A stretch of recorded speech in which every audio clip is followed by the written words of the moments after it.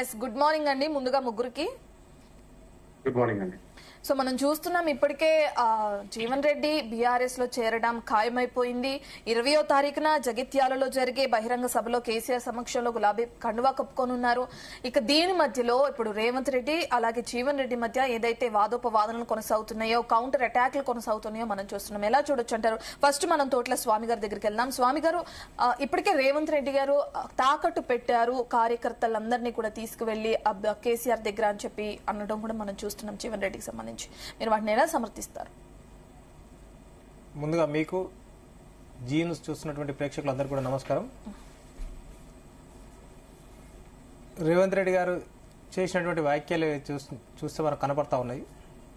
ఆత్మగౌరవాన్ని తాకట్టు పెట్టిన మాట మాట్లాడడం. ఇలా జీవన్ రెడ్డి గారు కూడా అదే మాట్లాడుతూ ఉన్నాడు. ఆత్మగౌరవం అనేది ముఖ్యం. నేను కాంగ్రెస్ పార్టీలో 42 సంవత్సరాలు పనిచేశా. ముఖ్యమంత్రి పదవి తప్ప నేను అన్ని పదవులు చూశాను. నువ్వేం చూసినావో నాకు తెలియదు. ఇవాళ నేను ఆత్మగౌరవం లేదు నాకేడ ఆత్మగౌరవాన్ని నా ఆత్మగౌరవాన్ని మీరు కాపాడతలేరు. నా అనుచరుడు ఇక్కడ గంగిరెడ్డి అనే వ్యక్తి చనిపోతే కూడా మీరు పరామర్శించలేదు కనీసం. నిన్నటి కాక మొన్న జరిగిన మున్సిపల్ ఎలక్షన్లో కూడా మీరు నా అభ్యర్థులకు టికెట్లు ఇవ్వకపోవడం వల్ల రెబల్స్ గా పోటీ చేసి 9 మంది గెలవడం జరిగింది. మీరు ఫిరాయింపుదారులను ప్రోత్సహిస్తున్నారని చెప్పేసి నేను ఇన్ని రోజుల నుంచి మొత్తుకుంటా ఉన్నా కూడా మీరు ఆ సమస్యను పరిష్కరించలేదు. అధిష్టానం కూడా రేవంత్ రెడ్డి మాటలు మాత్రమే వింటా ఉన్నది. ఇక్కడ సీనియర్లను కూడా గౌరవిస్తలేదు. సీనియర్లందరినీ కూడా బయటికి పంపాలని చెప్పేసి ప్రయత్నం చేస్తా ఉన్నదని చెప్పేసి జీవన్ రెడ్డి గారు చెప్పడం జరిగింది. ఇది ఒక ప్రైవేట్ లిమిటెడ్ కంపెనీగా మార్చి అధిష్టానాన్ని కూడా ఈయన గ్రిప్ లో పెట్టుకుని ఇలా ఈ వ్యవహారం చేస్తా ఉన్నాడని చెప్పేసి జీవన్ రెడ్డి గారు మాట్లాడుతూ ఉన్నారు. ఈ జీవన్ రెడ్డి గారు కాదు, ఇంతకు ముందు కోమటిరెడ్డి వెంకటరెడ్డి గారు కావచ్చు, రాజగోపాల్ రెడ్డి గారు కావచ్చు, వీరందరూ కూడా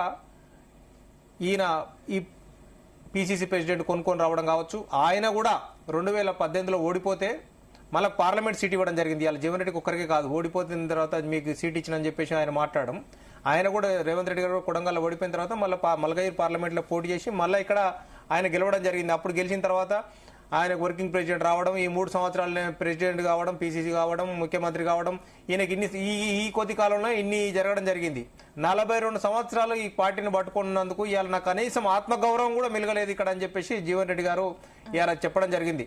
నేను ఎన్నో ఒడిదొడుకులలో కావచ్చు, ప్రభుత్వం ఉన్నా లేకపోయినా ఈ కాంగ్రెస్ పార్టీలో నేను పోరాటం చేస్తూ ప్రజల కోసం పనిచేస్తూ వచ్చిన కాబట్టి ప్రజల యొక్క ఆకాంక్షలు, ప్రజల యొక్క శ్రేయస్సే నాకు ముఖ్యమని చెప్పేసి ఇలా జీవన్ రెడ్డి గారు చెప్పడం జరిగింది.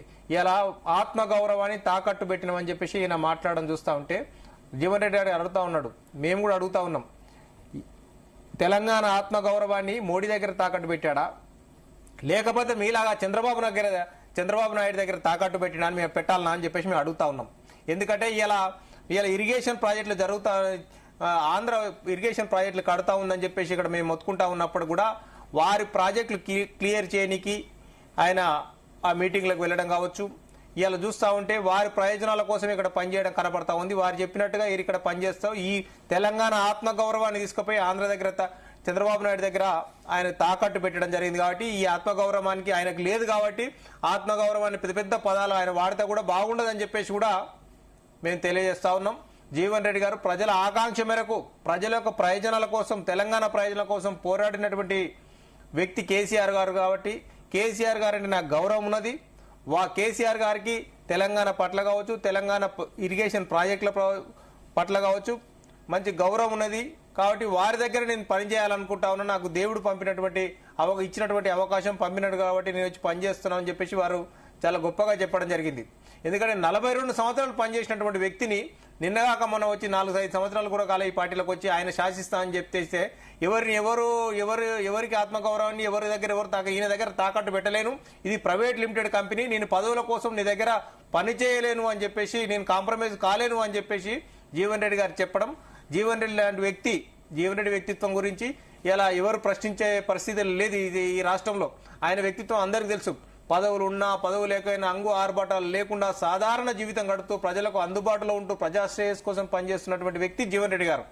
అలాంటి వ్యక్తి పైన కామెంట్ చేయడం వల్ల రేవంత్ రెడ్డి ప్రతిభ ఇంకిత దిగజారుతుంది తప్ప ఆయన యొక్క వ్యాఖ్యలకు ఎలాంటి విలువ లేదు అని చెప్పేసి మేము తెలియజేస్తున్నాం. ఒకరోజేమో అక్కడ ఉన్నటువంటి బీఆర్ఎస్ పార్టీలో గెలిచి కాంగ్రెస్ లో చేరినటువంటి సంజయ్ గారు ఒకనాడేమో స్పీకర్ దగ్గరికి వచ్చి నేను బీఆర్ఎస్లోనే ఉన్నా అంటాడు. ఇక్కడ కండు వేసుకొని ఇది కాంగ్రెస్ పార్టీ అంటావు. ఈ డ్రామాలన్నీ వీరిద్దరు కలిసి ఆడుతా ఉన్న డ్రామాలన్నీ ప్రజలకు తెలిసి కనబడతా ఉన్నది. కాబట్టి రేవంత్ రెడ్డి వ్యాఖ్యలు కావచ్చు, సంజయ్ గారు చేసినటువంటి ఫిరాయింపులు కావచ్చు, ప్రజలందరూ అర్థం చేసుకున్నారు. రేవంత్ రెడ్డి ఏం మాట్లాడిన ఆత్మగౌరవం లేని వ్యక్తి అంటే రేవంత్ రెడ్డి. కాబట్టి ఆత్మగౌరవం గురించి వారు మాట్లాడితే కూడా ఇలా